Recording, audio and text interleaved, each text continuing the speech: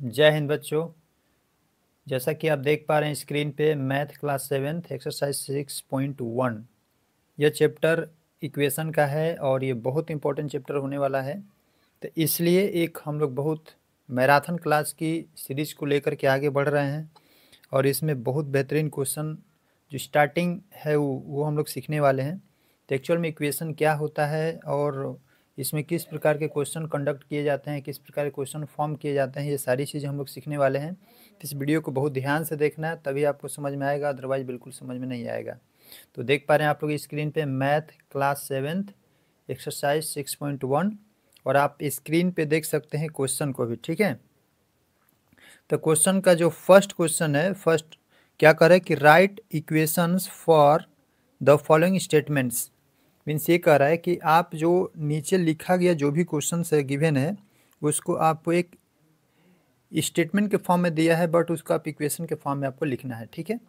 तो देखिए हम पहला क्वेश्चन कर रहे हैं यहाँ पे, देखिए क्या होगा इसका आंसर पहले का। तो देखिए पहला क्वेश्चन ये कह रहा है कि the sum of numbers x and 9 is 16। इसका मतलब क्या हुआ, पहले आप मतलब समझ लीजिए। इसका मीनिंग ये हुआ कि आप कोई नंबर है x, दो नंबर है, एक x है और एक 9 है। यदि इन दोनों को ऐड किया जा रहा है तो कितना आ रहा है, 16 आ रहा है। तो एक नंबर क्या है, x है और दूसरा नंबर क्या है, 9 है। उसको जब ऐड कर रहे हैं तो कितना आ रहा है, 16। माने दोनों को इक्वल करेंगे तो आपका 16 आएगा, ठीक है ना। तो ये आपका आंसर हो जाएगा, ठीक है ना। बात समझ में आ रही है, चलिए ठीक है। सेकेंड नंबर, सेकेंड क्वेश्चन ये कह रहा है कि 3 सब्ट्रैक्टेड फ्रॉम y इज 11। मतलब इसका ये हुआ कि y से अगर कोई एक नंबर है y में से एक नंबर जो 3 है उसको माइनस करने पर आपको रिजल्ट क्या आ रहा है, 11 आ रहा है। तो हम क्या लिख सकते हैं, y minus 3 is equal to 11, ठीक है। तो ये आपका आंसर होना चाहिए, ठीक है ना।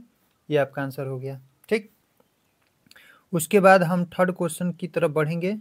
थर्ड क्वेश्चन ये कह रहा है कि 10 टाइम्स अ इज 60। मतलब ए एक कोई नंबर है उसका 10 गुना 60 के इक्वल है, मतलब 60 के बराबर है। तो हम क्या करेंगे, 10 गुना ए का 10 गुना, मतलब हम 10a लिखेंगे। 10a is equal to 60, okay. 10a is equal to 60। तो आपका आंसर एक ये हो जाएगा, ठीक है। उसके बाद यदि हम क्वेश्चन नंबर 4 की बात करें, 4, ठीक है, क्वेश्चन नंबर 4 की बात करें तो क्या लिखा है, the number divided by 5 give 6। क्या करें कि the number A divided by 5 gives 6। मतलब कोई नंबर ए है, कोई नंबर ए है, इसमें यदि हम 5 से डिवाइड करते हैं तो हमें क्या मिलता है, 6 मिलता है, ये कह रहा है। इस प्रकार आपका इक्वेशन बनकर तैयार हो गया, ठीक है। चलिए क्वेश्चन नंबर 5 देखेंगे। क्वेश्चन नंबर 5 क्या करे कि 3/4 ऑफ m इज 15। 3/4 का क्या मतलब है, 3/4 का मतलब है 3/4, ठीक है। 3/4 of a number, of a number क्या है, m है, m लिख लेंगे, इज इक्वल टू कितना आ रहा है, 15 आ रहा है। मतलब अब इसको आप सॉल्व करेंगे तो क्या होगा, 3/4, 3/4 का मतलब होता है 3/4 ऑफ m। ए ऑफ का मतलब क्या होता है, ऑफ का मीनिंग आप जानते हैं कि इसका मतलब होता है मल्टीप्लाई, ठीक है। तो इसमें हम मल्टीप्लाई कर देंगे तो ये फ्रैक्शन में कुछ नहीं, मतलब 1 है। तो ऊपर ऊपर में मल्टीप्लाई और नीचे नीचे मल्टीप्लाई होता है, ठीक है ना। मतलब न्यूमरेटर न्यूमरेटर में, डिनोमिनेटर डिनोमिनेटर में, ठीक है। तो 3 में m से मल्टीप्लाई होगा तो क्या हो जाएगा, ये हो जाएगा 3m/4 1 जा 4 इज इक्वल टू 15, ठीक है। तो ये आपका आंसर होना चाहिए, ठीक है। ये आपका आंसर है, ठीक है ना, आंसर, ओके। ये सब आंसर है, सब पूरा इक्वेशन जो बना हुआ है ये सब के सब आंसर है, ठीक है ना। चलिए ठीक है, अब हम बात करेंगे नेक्स्ट क्वेश्चन नंबर हम 6 सॉल्व करेंगे, ठीक है। चलिए देखिए यहाँ पे क्वेश्चन नंबर 6 को सॉल्व करते हैं, क्या कह रहा है। क्वेश्चन नंबर 6 ये कह रहा है कि 7 times p plus 6 gets you 66। मतलब कोई संख्या है जिसका नाम p है और उसका कह रहा है कि 7 टाइम्स मैंने 7 गुना। 7 टाइम्स मीन्स क्या होता है? 7 गुना। ये आपको ध्यान समझना है। 7 टाइम्स मीन्स क्या होता है? 7 गुना। ठीक है, 7 टाइम्स मीन्स 7 गुना। तो यहाँ पे लिखेंगे 7p। उसके बाद कह रहा है कि इसमें हम क्या करेंगे? प्लस करेंगे। क्या प्लस करेंगे? 6। तो हमें क्या मिल रहा है? हमें मिल रहा है 66। ठीक है, तो हम क्या लिख देंगे? 7p plus 6 is equal to 66। ये आपका आंसर होगा। ओके, बात समझ में आ रही है? नहीं समझ में आ रही है तो देखिए एक बार और वीडियो देखिए, और क्या, बिल्कुल समझ में आएगा। ठीक है, चलिए हम नेक्स्ट बात करेंगे। क्वेश्चन नंबर 6 तो हो गया। 7th क्वेश्चन नंबर 7 है कि 1/4 of a number x minus 4 gives 4। मतलब कोई संख्या है, उसका 1/4 means 1/4। Okay, 1/4 of a number क्या दिया हुआ है? x दिया हुआ है। क्या दिया है? x। इसमें कह रहा है कि माइनस कर दीजिए 4, तो हमें क्या प्राप्त हो रहा है? 4 ही मिल रहा है। ठीक है ना, तब इसको सॉल्व कर लेंगे। ऑफ का मतलब क्या होता है? इनटू होता है, मल्टीप्लाई होता है। फ्रैक्शन में कुछ नहीं मीन्स 1 है। इससे इसमें मल्टीप्लाई करेंगे, इससे इसमें मल्टीप्लाई करेंगे। ठीक है ना, तो x में 1 से मल्टीप्लाई करेंगे तो आपका हो जाएगा x। ओके, और 4 में 1 से मल्टीप्लाई करेंगे तो क्या हो जाएगा? 4 माइनस 4। ये देखिए माइनस है, 4 है, इज इक्वल टू 4। ये आपका आंसर होगा। ठीक है, तो इक्वेशन बनकर तैयार हो गया। ठीक है, तो इक्वेशन बनाना बहुत आसान है, बशर्ते कि आप थोड़ा सा ध्यान देंगे, बहुत आसानी से इक्वेशन बनाया जा सकता है। चलिए ठीक है, नेक्स्ट क्वेश्चन देखते हैं। इसमें कह रहा है कि if you take away 6 from 6 times x you get 60। इसका अर्थ ये हुआ कि कोई संख्या है x, उसका 6 टाइम में से यदि हम 6 माइनस कर दें तो हमें क्या प्राप्त होता है? 60 प्राप्त होता है। तो क्या करेंगे? x का 6 टाइम तो 6x, x का 6 टाइम्स मैंने 6 गुना, x का 6 गुना तो 6x हो जाएगा। इसमें से कह रहा है कि माइनस कर दीजिए 6, तब आपको क्या मिल जाता है? 60 मिल जाता है। तो 60 लिख दीजिए, बस हो गया। यही आपका आंसर होगा। ठीक है, आई होप समझ में आ गया होगा।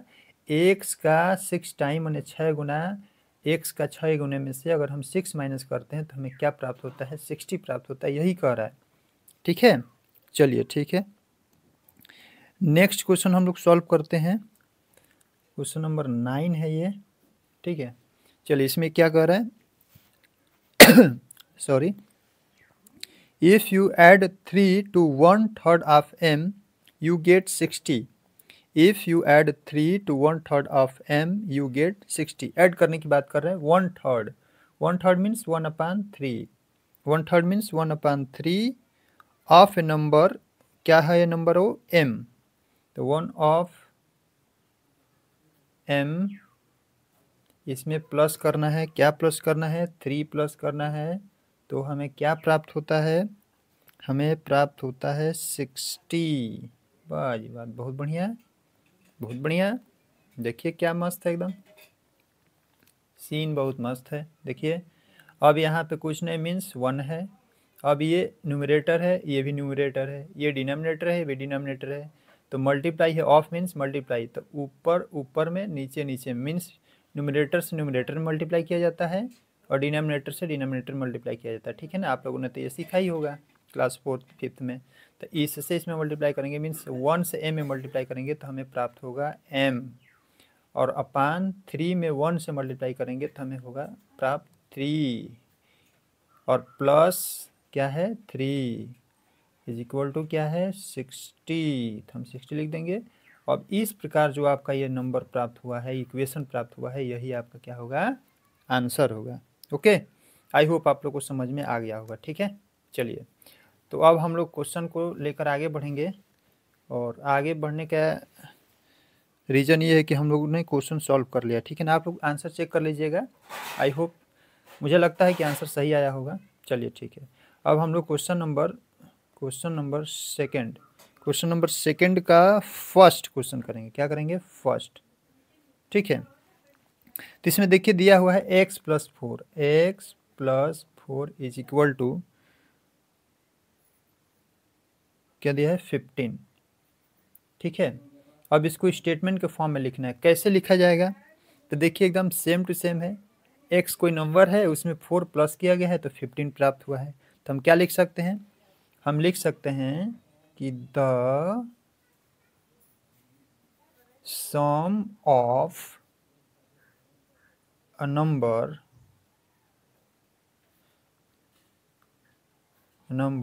ए नहीं, ए नहीं है, x है, sorry, x and 4 is 15। Okay, तो क्या लिखा है?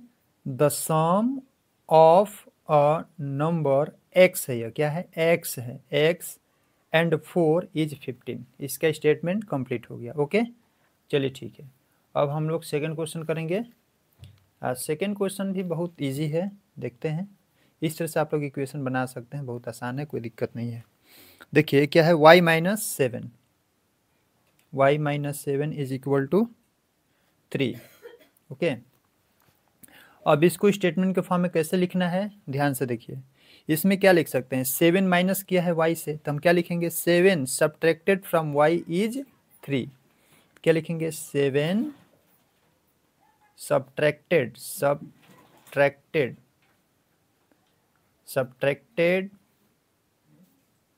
From y is 7। ओके,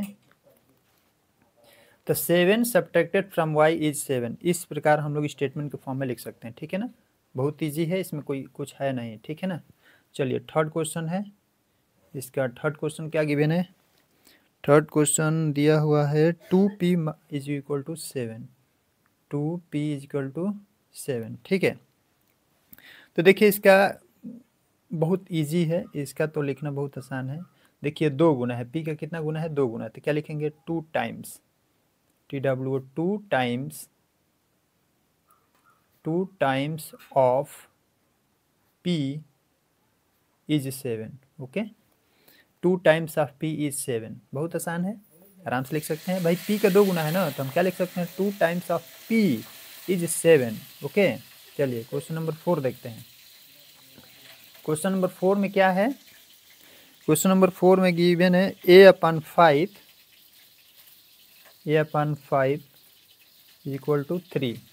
ठीक है, a/5 इज इक्वल टू 3। तो इसमें हम क्या लिख सकते हैं? इसको हम लिख सकते हैं 1/5। क्या लिखेंगे इसको? ये 1/5 है ना, तो यहाँ पे लिख सकते हैं 1/5 FIFT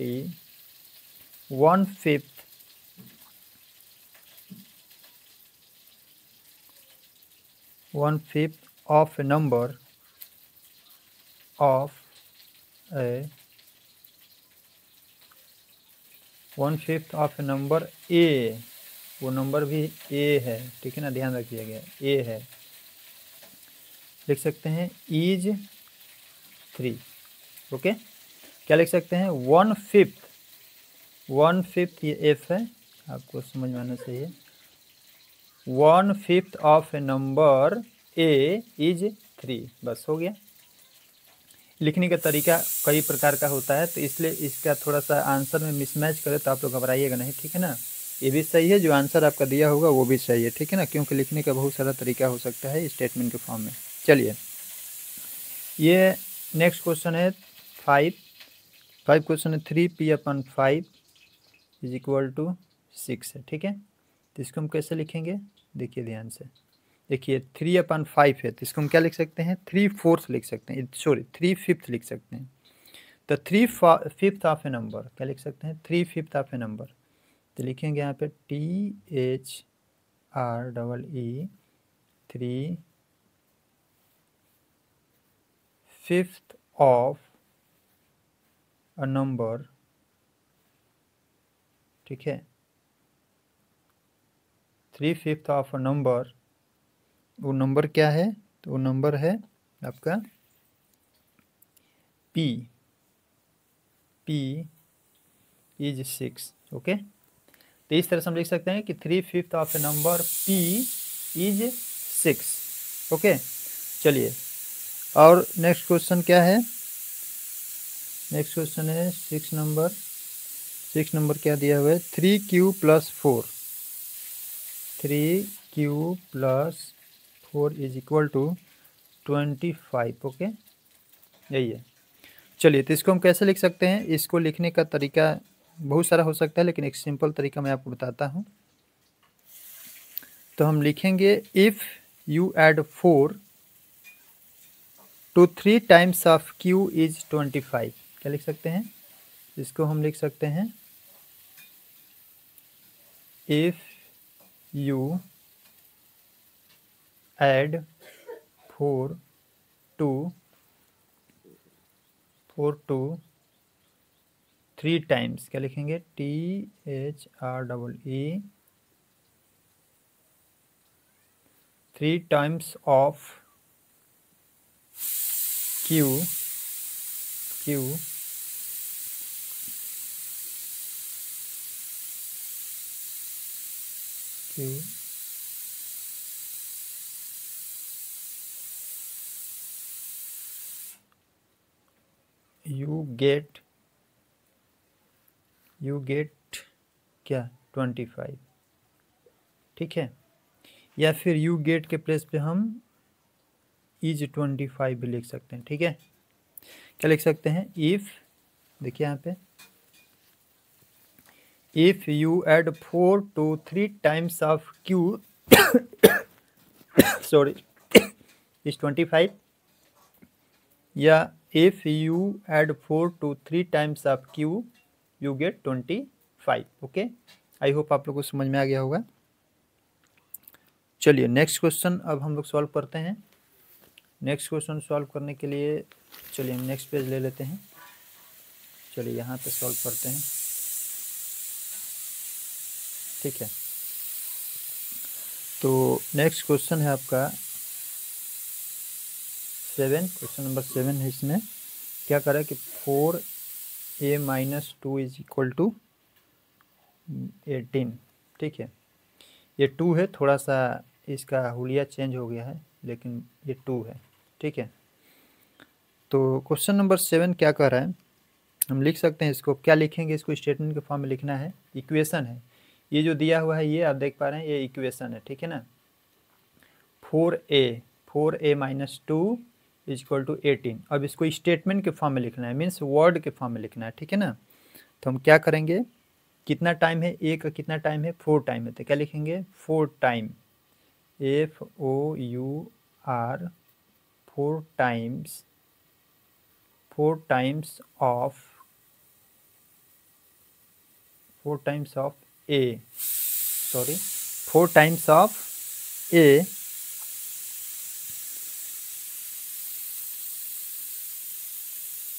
4 times of A minus लिख सकते हैं, माइनस किया गया है तो -4, 4 टाइम्स ऑफ ए माइनस 2 है कि 4 है? क्या है? 2 है ना? जी हाँ, 2 है। 2 लिखेंगे इज 18। ओके, देखिए मैं फिर से लिख दे रहा हूँ। यहाँ पे लिखा गया है 4 times of A minus 2 is 18। Okay, और ये आपको इक्वेशन समझ में नहीं आ रहा होगा, तो 4a - 2 इज इक्वल टू 18, ये वाला इक्वेशन है। ठीक है ना, समझ आ रहा है ना? चलिए ठीक है, देख सकते हैं ये इक्वेशन है और इसका स्टेटमेंट फॉर्म है। सॉरी चलिए नेक्स्ट क्वेश्चन सॉल्व करते हैं इसका। ठीक है, 8, क्वेश्चन नंबर 8 क्या कह रहा है? ये क्वेश्चन नंबर 8 है। x/2 + 2 = 8 है। ओके, अब ये क्वेश्चन गिवन है x/2 + 2 = 8। ये क्या है? इक्वेशन के फॉर्म में। हमें किस फॉर्म में लिखना है? स्टेटमेंट के फॉर्म में लिखना है, ठीक है ना। तो चलिए इसको सॉल्व करेंगे। तो इसको हम लिख सकते हैं कि इफ़, क्या लिख सकते हैं? इफ़ यू ऐड क्या 2 टू हाफ, ये HALF है, half of a number, half of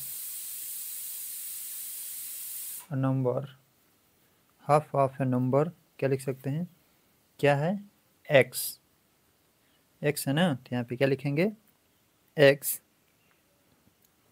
है कि क्या है? x/2 लिख दिए हैं, हाँ ठीक है। x हम क्या लिखेंगे? यू गेट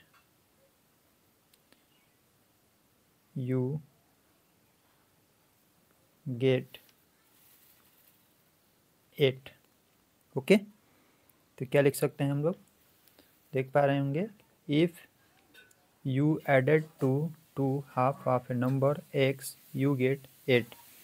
या फिर हम इसको दूसरे तरीके से भी लिख सकते हैं, बट देख लीजिए, एक ये तरीका हो गया, एक आंसर वाला तरीका हो गया। तो ठीक है, बढ़िया है, कोई दिक्कत ना है। चलिए,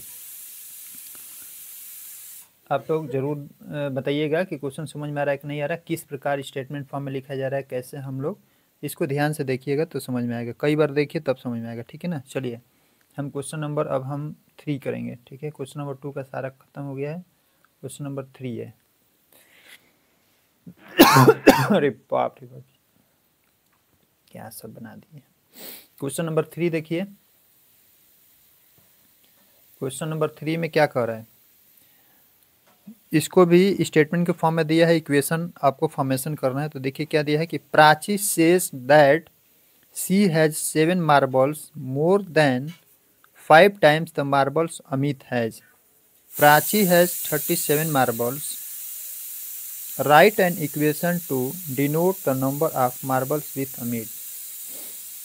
कह रहे कि प्राची के पास 7 मार्बल अधिक है अमित के मार्बल से 5 गुना। माने अमित के पास जितना मार्बल है उसके 5 मार्बल मीन्स गोली, कंचा कह सकते हैं। तो अमित के पास जितनी भी संख्या में मार्बल है मीन्स कंचा है, उससे 5 गुना से भी अधिक, 5 गुना से भी 7 अधिक कंचा किसके पास है? प्राची के पास है, ठीक है। तो अब इसको इक्वेशन के फॉर्म में हम कैसे लिखेंगे? तो हम लिखेंगे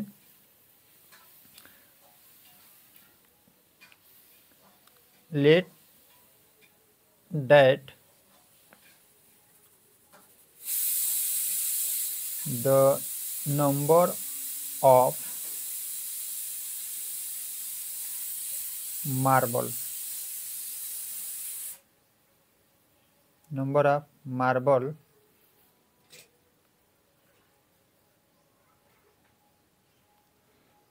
Amit has।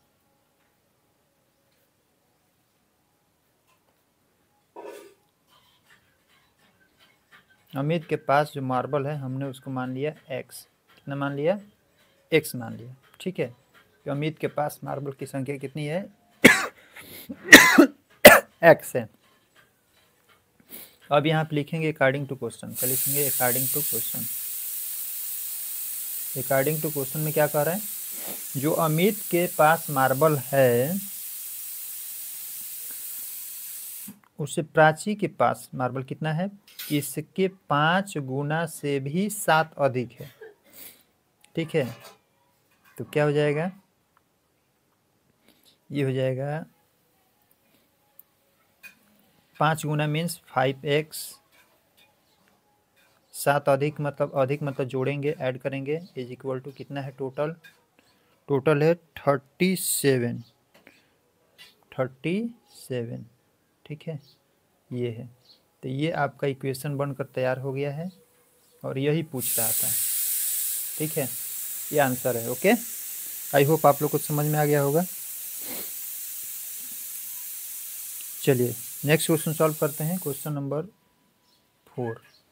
ओके, चलिए देखते हैं क्या कह रहे हैं। क्वेश्चन क्या कह रहा है कि Manali's father is 49 years old, he is 4 years older than 3 times Manali's age, write an equation to denote the age of Manali's. देखिए इसमें ये कह रहा है कि जो मनाली के पापा हैं वो मनाली के एज से 3 गुना से 4 अधिक है, तो मनाली से एज मानना पड़ेगा। ठीक है, लेट दैट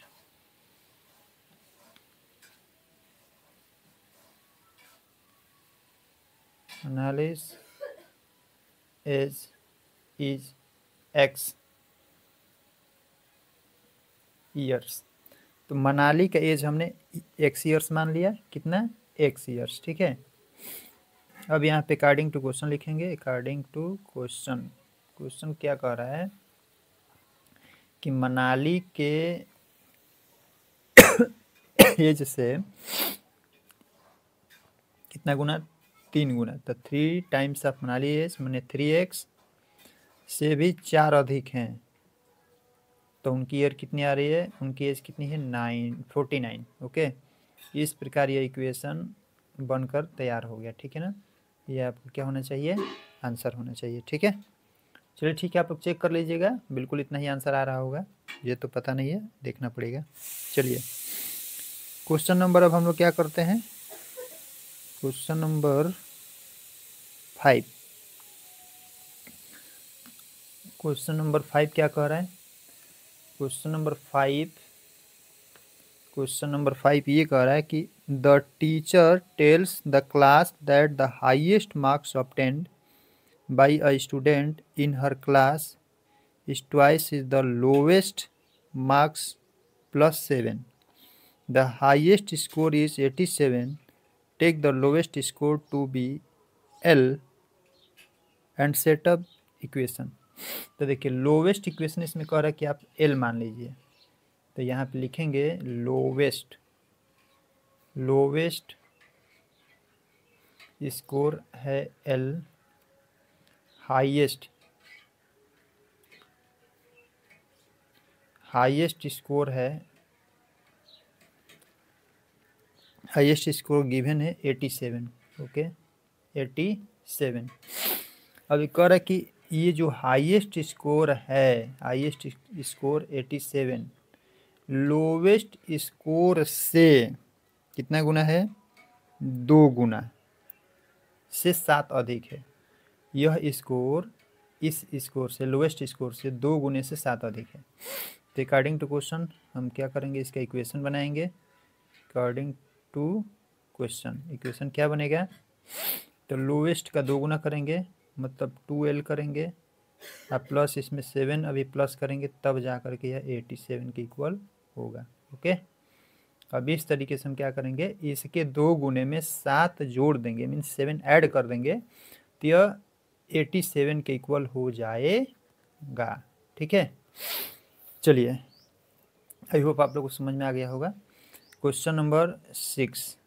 ठीक है, चलिए क्वेश्चन नंबर 6 क्या कह रहा है, in an isosceles triangle the vertex angle is twice either base angle, right an equation to find the other 2 angles. देखिए इसमें क्या कह रहा है, एक आइसोसेल्स ट्रायंगल बनाएंगे। देखिए आइसोसेल्स ट्रायंगल कैसे होता है आपको पता है ना, ये साइड और ये साइड इक्वल है। ठीक है, और ये आपका वर्टेक्स है, इसको हम A मान लेंगे, इसको हम B मान लेंगे और इसको हम C मान लेंगे। ठीक है, तो ये बेस एंगल है, ये क्या है, ये जो एंगल है या फिर ये एंगल है, इसको हम बेस एंगल बोलते हैं। क्या बोलते हैं, बेस एंगल। ठीक है, तो ये कह रहा है बेस एंगल है। ठीक है, एंगल का साइन है ये भी क्या है, इसको भी हम बेस एंगल बोलते हैं। ठीक है, बेस एंगल। ठीक है, ये बेस मान लीजिए और ये एंगल का साइन है। ठीक है ना, एल मत समझिएगा, ये एंगल का साइन है ऐसे। ठीक है, तो अब इसमें क्या कह रहा है, ये वर्टेक्स एंगल है, वर्टेक्स एंगल है। ठीक है ना, इसको हम क्या बोलेंगे, वर्टेक्स एंगल। ठीक है ना, वर्टेक्स एंगल है, तो ये वर्टेक्स एंगल बेस एंगल का 2 गुना है। अगर हम इसको x मानते हैं तो यह हो जाएगा 2x। कितना हो जाएगा? 2x। और ये भी आपका x है, क्योंकि दोनों एंगल इक्वल होता है, बेस एंगल आपस में क्या होते हैं? इक्वल होते हैं। तो इस तरीके से जो वर्टेक्स एंगल है इन दोनों का, इसका 2 गुना है या फिर इसका 2 गुना है। तब हम एंगल फाइंड आउट करेंगे। तो हमें कह रहा है कि इसका इक्वेशन एक बनाइए, तो हम क्या लिखेंगे? Angle A according to question लिख लेंगे यहाँ पे, अकॉर्डिंग टू क्वेश्चन लिखने के बाद क्या लिखेंगे? Angle A plus angle B plus angle C is equal to 180। आप तो जानते हैं ना कि कोई भी ट्रेंगल हो उसका अगर हम सभी एंगल्स को ऐड कर देंगे तो कितना की इक्वल होता है? 180 डिग्री के एंगल के इक्वल होता है, ठीक है ना। तो the sum of all angles of a triangle is 180 degree. Okay, तो चलिए एंगल ए कितना है? 2x है, हमने माना 2x, इसको लिख लेंगे 2x प्लस एंगल बी कितना है? x है, और एंगल सी कितना है? ये भी x है, इज इक्वल टू कितना हो जाएगा? 180। Okay sorry. अब देखिए यहाँ पे, अब ये 2x x कितना हो जाएगा? 4x हो जाएगा। टोटल कितना हो जाएगा? ये 4x is equal to 180 degree. अब इस तरीके से आपका इक्वेशन बनकर तैयार हो गया है, और यही आपका क्या होना चाहिए? आंसर होना चाहिए, ठीक है ना। तो 4x is equal to 180 degree. Okay, तो इस तरीके से आपका एक्सरसाइज 6.1 समाप्त होता है। आप इसको ध्यान से देखिए, और जो भी न समझ में आए आप लोग बिल्कुल कमेंट करके बताएं कि कौन सा वीडियो, मतलब कौन सा क्वेश्चन समझ में नहीं आया है, फिर हम उसको रिसॉल्व आपको बता देंगे, ठीक है ना, और वीडियो अपलोड कर दिया जाएगा। बाकी हम लोग मिलते हैं नेक्स्ट एक्सरसाइज में। बहुत जोश और उत्साह के साथ हिम्मत बनाए रखिए, ठीक है। ओके, थैंक्स, जय हिंद।